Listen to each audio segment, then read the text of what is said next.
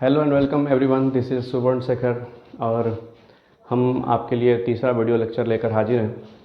पिछले क्लास में हम लोग बात कर रहे थे गॉस थ्योरम और उसके एप्लीकेशन पर। गॉस थ्योरम में हमने सीखा कि किसी भी सरफेस के अंदर कोई चार्ज रखा हुआ है तो उस सरफेस से लिंक होने वाला जो इलेक्ट्रिक फ्लक्स है उसका value the charge enclose divide by epsilon not के बराबर होता है। इस थ्योरम के आधार पर हम लोग कुछ एप्लीकेशन भी देखे थे। पहला एप्लीकेशन था हमारा electric field due to line charge, दूसरा एप्लीकेशन था electric field due to hollow sphere, electric field due to solid, उसके अंदर पॉइंट, उसके बाहर पॉइंट पर। ये सब पिछले क्लास में हम लोग डिस्कस किए थे। अभी जो आपका नेक्स्ट टॉपिक है, the fourth application is the electric field due to solid infinite cylinder.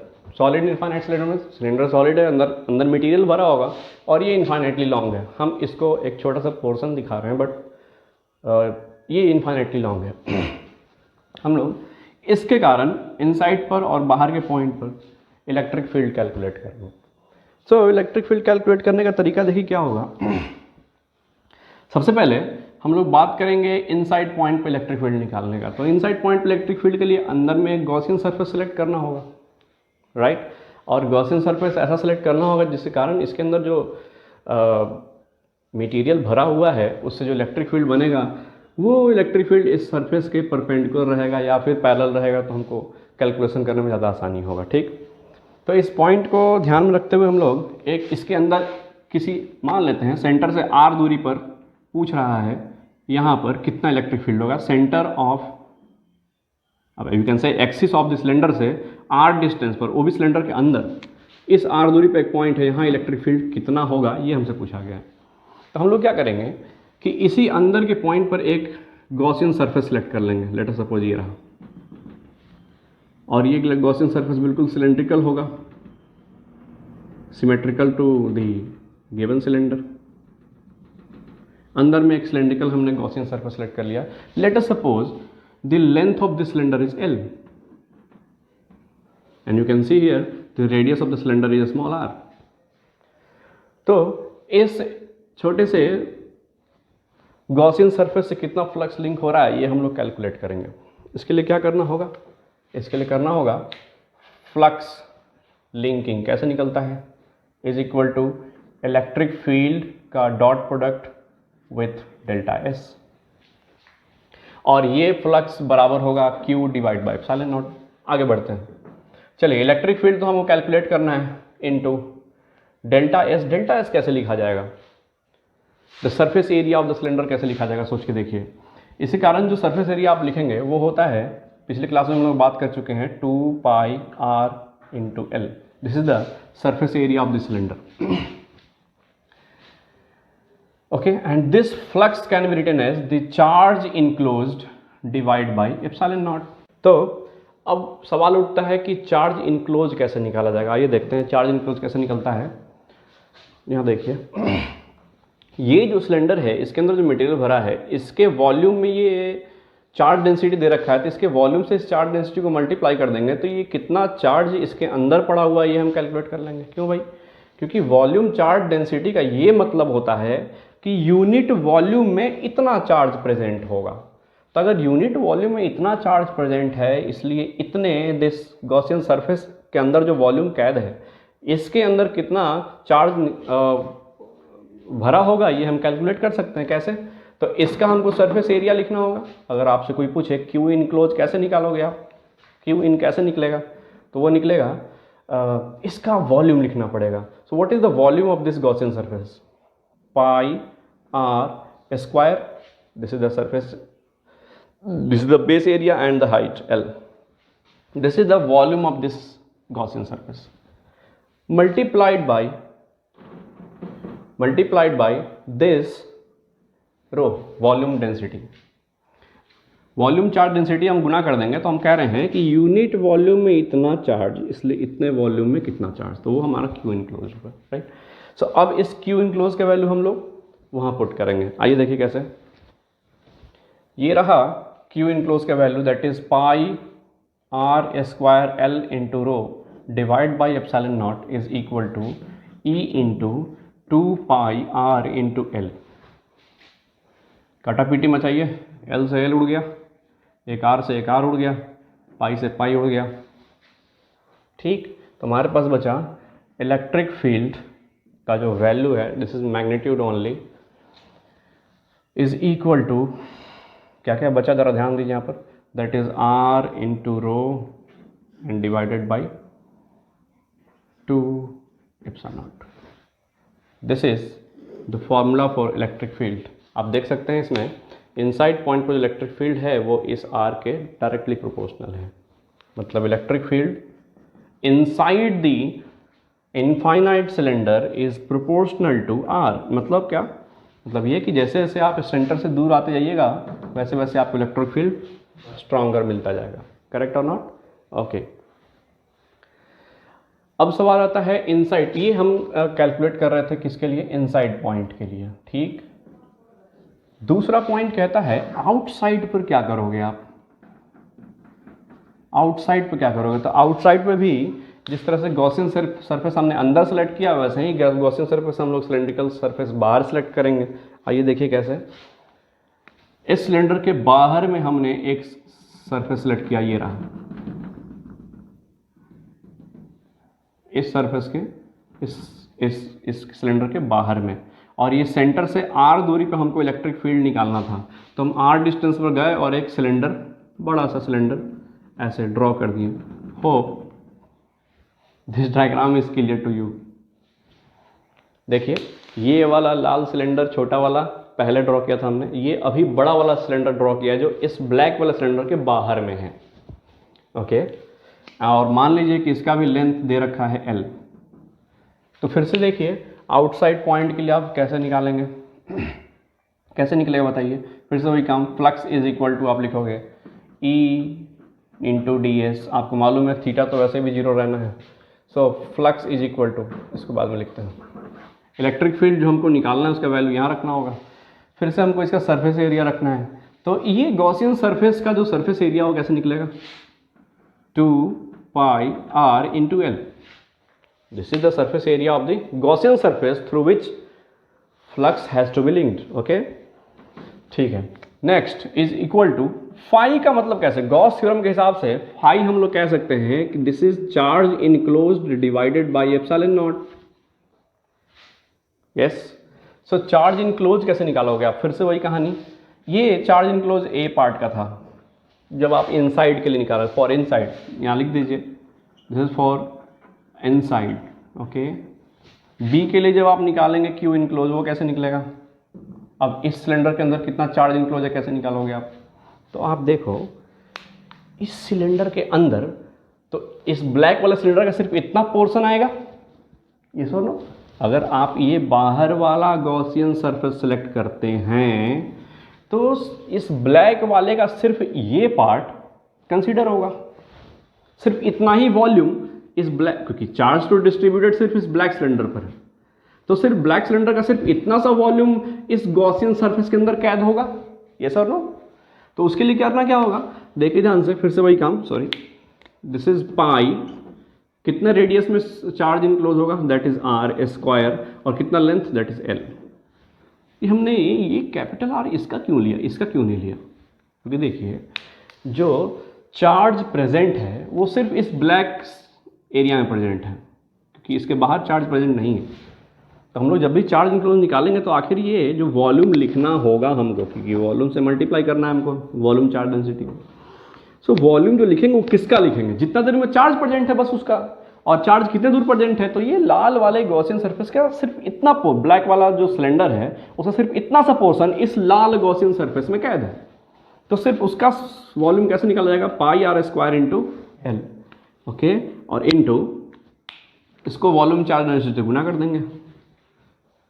This is charge enclose through this बाहर वाला गॉसियन सरफेस, है ना, आप इसको लिख लीजिए, this is for outside, right. So देखिए ध्यान से, हम इस वैल्यू को यहाँ पुट कर रहे हैं। So this will be pi r square l into rho divide by epsilon naught is equal to E into 2 pi r into l. Pi से पाई कट गया, एल से एल कट गया, ठीक, और यहाँ से E इक्वल टू आ रहा है, ध्यान दीजिए यहाँ पर ये आ रहा है rho into r square divide by 2 2r epsilon naught. आप देख सकते हैं यहाँ जो इलेक्ट्रिक फील्ड है वो इन्वर्सली प्रोपोर्शनल टू r है। कहने का ये मतलब हुआ कि जैसे जैसे आप इस सेंटर से आउटसाइड में दूर आते जाएंगे वैसे वैसे इलेक्ट्रिक फील्ड घटता जाएगा। तो पहले बढ़ता जाएगा और फिर घटता जाएगा, राइट? ओके। अगर आपको कोई पूछ दे एट सरफेस कितना इलेक्ट्रिक फील्ड होगा, तो एट सरफेस के लिए आप क्या पुट करोगे? एट सरफेस के लिए आप small r is equal to capital R put कर दोगे। उस केस में या तो आप यहाँ पुट कर दो या फिर यहाँ पुट कर दो, बात एक ही है। अगर यहाँ पुट करोगे तो आपके लिए E का जो वैल्यू आएगा, यहाँ R पुट करो आप, तो ये आएगा रो R divide by 2 epsilon not, correct? और अगर यहाँ पुट करते हो तो बात एक ही है, यहाँ R पुट करो, एक R से एक R उड़ जाएगा, फिर से वही आएगा, दैट इज रो एक R से एक R उड़ गया, रो R इंटू 2 एप्सिलॉन नॉट। तो सरफेस पर ये इलेक्ट्रिक फील्ड कितना होगा, सुनिएगा ध्यान से। अगर आपसे कोई पूछे एट सेंटर कितना होगा, at the axis of the cylinder कितना होगा, तो आप क्या करोगे? R इक्वल टू 0 पुट कर दोगे, ठीक? R इक्वल टू 0 पुट करने से आपका इलेक्ट्रिक फील्ड क्या होगा? 0 होगा। उसके बाद जैसे जैसे आप यहाँ से आगे बढ़ते जाएंगे, सिलेंडर के अंदर में ही जब आप बढ़ते जाएंगे वैसे वैसे लीनियरली इलेक्ट्रिक फील्ड इंक्रीज करता जाएगा। वो अपने जब बिल्कुल सरफेस पर मैक्सिमम तक पहुँचेगा और उसके बाद फिर जैसे ही आप इसके बाहर आएंगे ये इस इक्वेशन के हिसाब से घटना शुरू कर देगा। यानी कि अगर हम ग्राफिकल रिप्रेजेंटेशन की बात करें, ग्राफ की बात करें, तो ध्यान दीजिए, अगर आप यहाँ पर इधर हम ले रहे हैं इलेक्ट्रिक फील्ड और इधर ले रहे हैं हम लोग distance from the centre, distance of point from the axis of cylinder, आप ऐसे ही बोल सकते हैं। तो ये R इक्वल टू 0 का पॉइंट है, मतलब एक्सिस का पॉइंट है, यहाँ पर इलेक्ट्रिक फील्ड क्या होगा? 0। और जैसे जैसे यहाँ से हम आगे बढ़ेंगे, आप देख सकते हैं यहाँ पर इनसाइड पॉइंट के लिए ये वाला फॉर्मूला फॉलो होगा और इसमें इलेक्ट्रिक फील्ड डायरेक्टली प्रोपोर्शनल है। सो ध्यान दीजिए यहाँ पर जैसे जैसे आप आगे बढ़ते जाएंगे, R बढ़ता जाएगा, वैसे वैसे ये E लीनियरली इंक्रीज करता जाएगा। मतलब हम कह सकते हैं यहाँ से ये बिल्कुल लीनियरली इंक्रीज करेगा। और जैसे ही आप इसके बाहर निकलोगे, जैसे ही आप इसके बाहर आओगे, ये वाला इक्वेशन, आउटसाइड वाला इक्वेशन फॉलो होगा जिसमें E inversely proportional to R है, right? So in that case ये हाइपरबोलिकली घटना शुरू करेगा। You know this is hyperbolic decrease. हम जानते हैं, मैथमेटिक्स तो इतना पढ़े हैं 11th क्लास में ना, तो जानते हैं कि जब भी कोई एक वेरिएबल दूसरे के इनवर्सली प्रोपोर्शनल हो तो हम कहते हैं this will be the hyperbolic decrease. और ये कौन सा पॉइंट होने वाला है? This point is at surface, R equal to R वाला पॉइंट।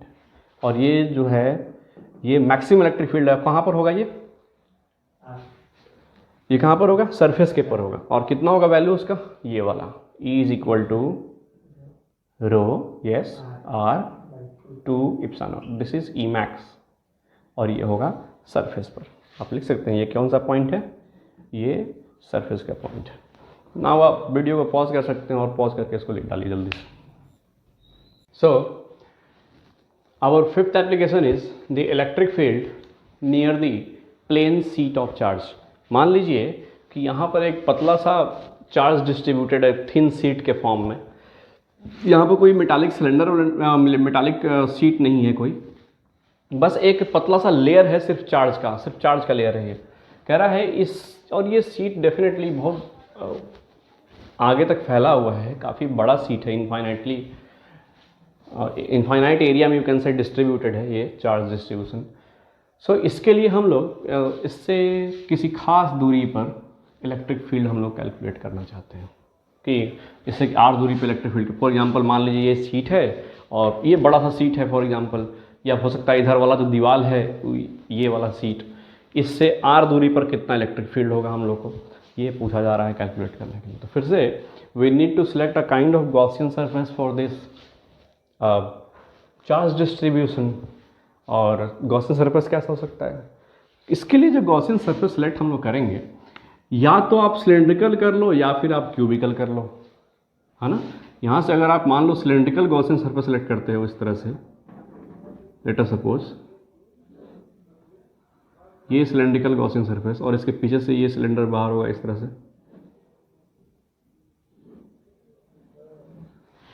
असल में ये सिलेंडर कुछ इस ढंग का है कि एक सिलेंडर है जो इस सरफेस को छेदते हुए पीछे से निकल रहा है। ये कुछ इस तरह का गॉसियन सरफेस है। आप इसको थोड़ा सा बराबर बनाइए। इस तरह से ऐसा लग रहा है कि ये सिलेंडर इस सीट को पेनिट्रेट करके और पीछे से इसके बाहर निकल रहा है। आप ऐसा भी सिलेक्ट कर सकते हैं, या फिर ऐसा हो सकता है कि इधर कोई क्यूब हो और वो क्यूब इधर से बाहर निकल, वो बताते हैं थोड़ी देर में। मान लीजिए कि ये जो गॉसियन सरफेस आपने सेलेक्ट किया है, इसका रेडियस है r, साइड में लिखिए, और इसका लेंथ है l। वैसे इस लेंथ की आवश्यकता तो नहीं होने वाली, लेकिन फिर भी लिख लीजिए l। चलिए ध्यान दीजिए यहाँ पर।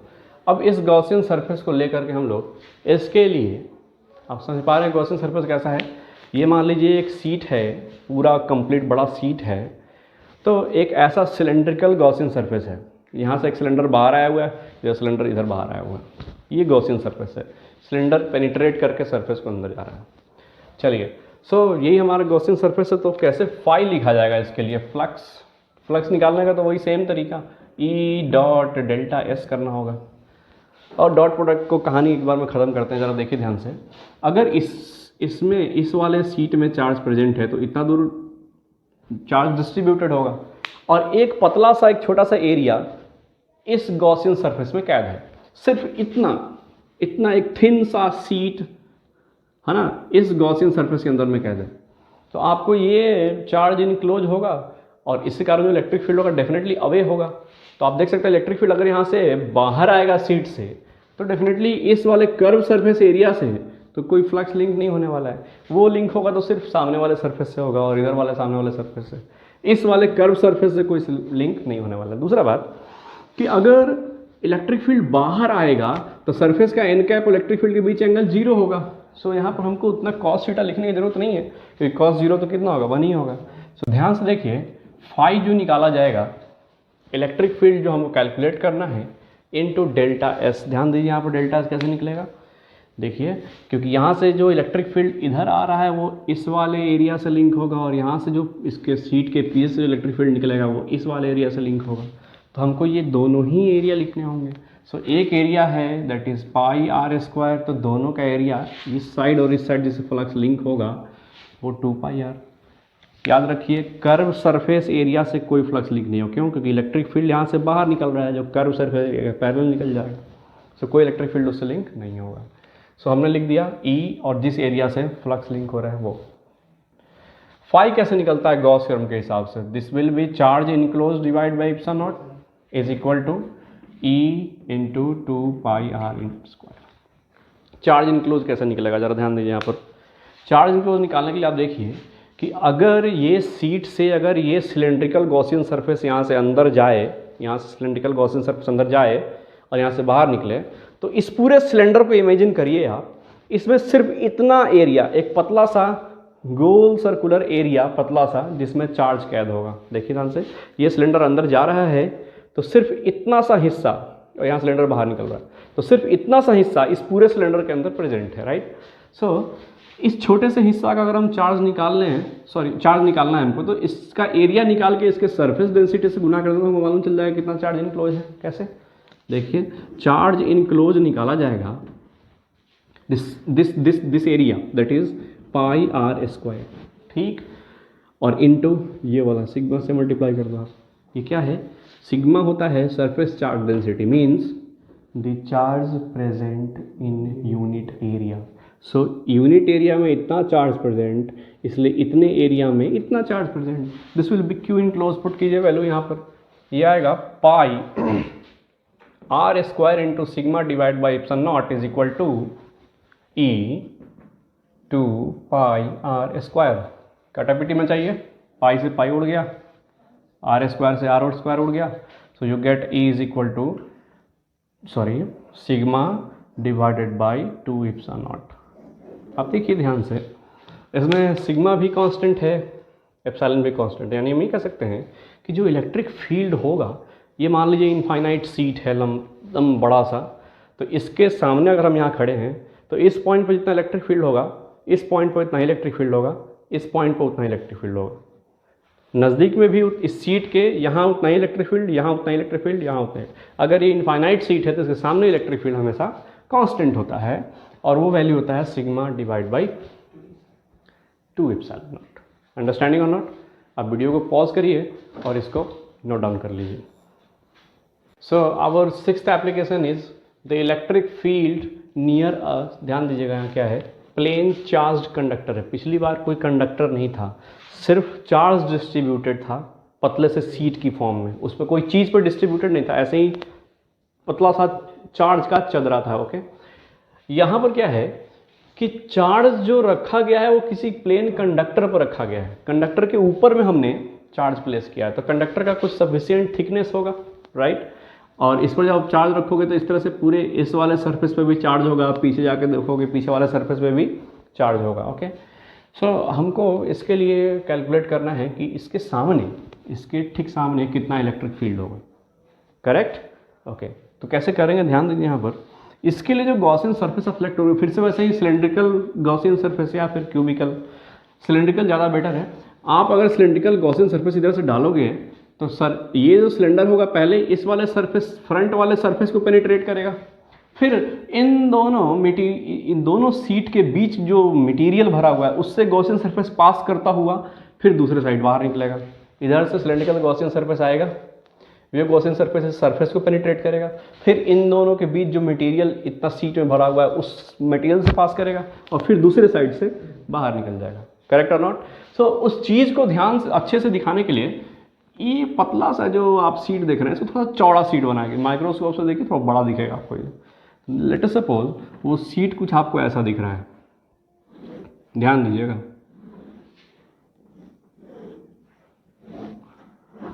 वही जो सीट है, ये जो सीट है थोड़ा सा कुछ मोटा करके दिखाया जा रहा है आपके सामने। ओके,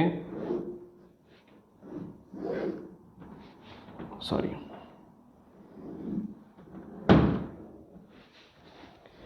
ये मोटा सा सीट है। अब ध्यान से देखिए, गॉसियन सरफेस जब आप सेलेक्ट करेंगे तो इधर से जो सिलेंडर आप डालेंगे तो ये सिलेंडर कुछ ऐसे अंदर होगा और ये सिलेंडर इस वाले सरफेस के अंदर आपको यहाँ से ऐसे इसके अंदर बाहर निकलता हुआ दिखाई देगा। ये ऑब्वियसली मटेरियल के अंदर है, ये सिलेंडर गॉसियन सरफेस इस वाले सरफेस से अंदर पेनिट्रेट किया और डेफिनेटली इस इधर वाले सरफेस से वो बाहर निकल जाएगा, करेक्ट। सो ध्यान दीजिए, अभी जो ये गॉसियन सरफेस है कि इस क्यूब के भीतर में ही, अभी हमने इसको इधर से बाहर नहीं निकाला है, ठीक। सो एक थ्योरम है जो अभी हम लोग नहीं पढ़े हैं, अगला जो हम लोग का चैप्टर होने वाला है इलेक्ट्रिक पोटेंशियल एंड कैपेसिटेंस, उसके अंदर एक हम लोग टॉपिक पढ़ेंगे कि किसी भी चार्ज कंडक्टर के अंदर में कभी भी कोई इलेक्ट्रिक फील्ड मौजूद नहीं होता है। अभी आप इस बात को याद रख लीजिए सिर्फ कि किसी भी चार्ज कंडक्टर के अंदर में कोई भी इलेक्ट्रिक फील्ड अवेलेबल नहीं होता है। ये बात हम लोग अगले चैप्टर में, इस बात को हम लोग लॉजिकली समझेंगे कैसा क्या है, क्यों है, कैसे है। फिलहाल के लिए बस आप याद रखिए कि चार्ज कंडक्टर है तो इस मटेरियल के भीतर कोई इलेक्ट्रिक फील्ड मौजूद नहीं होगा।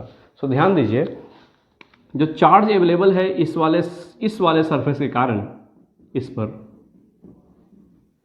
पर जो चार्ज अवेलेबल है ये चार्ज ही इलेक्ट्रिक फील्ड क्रिएट करेगा, जो इलेक्ट्रिक फील्ड सिर्फ इससे लिंक होगा।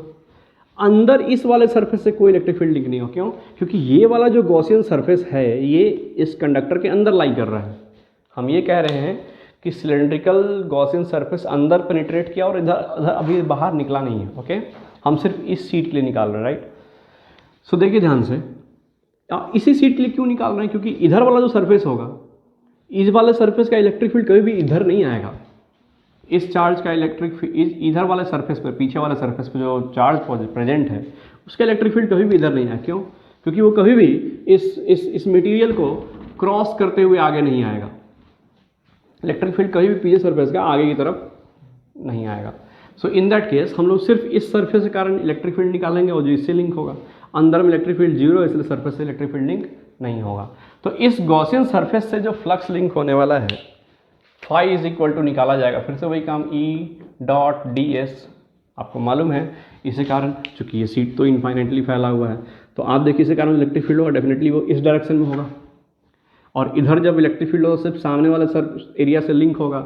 ये कर्व सरफेस एरिया के तो नीचे से निकल जा रहा है, तो ये इलेक्ट्रिक फ्लक्स कभी भी इस कर्व सरफेस एरिया से लिंक नहीं होगा, वो सिर्फ सामने वाले एरिया से लिंक होगा। सो आप लिखेंगे डेफिनेटली अगर सामने वाले से लिंक होगा तो डेफिनेटली n कैप और इलेक्ट्रिक फील्ड का एंगल 0 होगा, तो cos थीटा आपका 1 होगा। सो E निकालना है, डेल्टा एस कैसे निकलेगा? डेल्टा एस सिर्फ इस सरफेस से लिंक होगा ना, that is pi r square. यहाँ 2 पाई लिखेंगे क्योंकि ये सरफेस यस कंडक्टर के अंदर है और कंडक्टर के अंदर इलेक्ट्रिक फील्ड मौजूद नहीं होता है। ये बात हम लोग अगले चैप्टर में देखेंगे। ओके चलिए, और ये कैसे निकाला जाएगा? Charge enclose divide by epsilon not, Gauss theorem के हिसाब से। चार्ज इनक्लोज कैसे निकलेगा? फिर से वही काम, अगर इसका सरफेस चार्ज डेंसिटी SCD दिया हुआ है सिग्मा, तो फिर से वही काम, इतने दूर के एरिया में चार्ज मौजूद है राइट, उसको SCD से गुना कर देंगे तो Q इनक्लोज हो जाएगा, that is pi r square, ये वाला area. Let us suppose the R is the radius of the Gaussian surface, so pi r square और इंटू क्या करना होगा? सिग्मा करना होगा। तो ये चार्ज इनक्लोज है। पुट करिए वैल्यू को यहाँ पर, सो ये this comes out to be pi r square sigma divide by epsilon naught is equal to E into pi r square. Are square से आर स्क्वायर कट गया, pi से pi cut गया, so you get E is equal to sigma divide by epsilon not.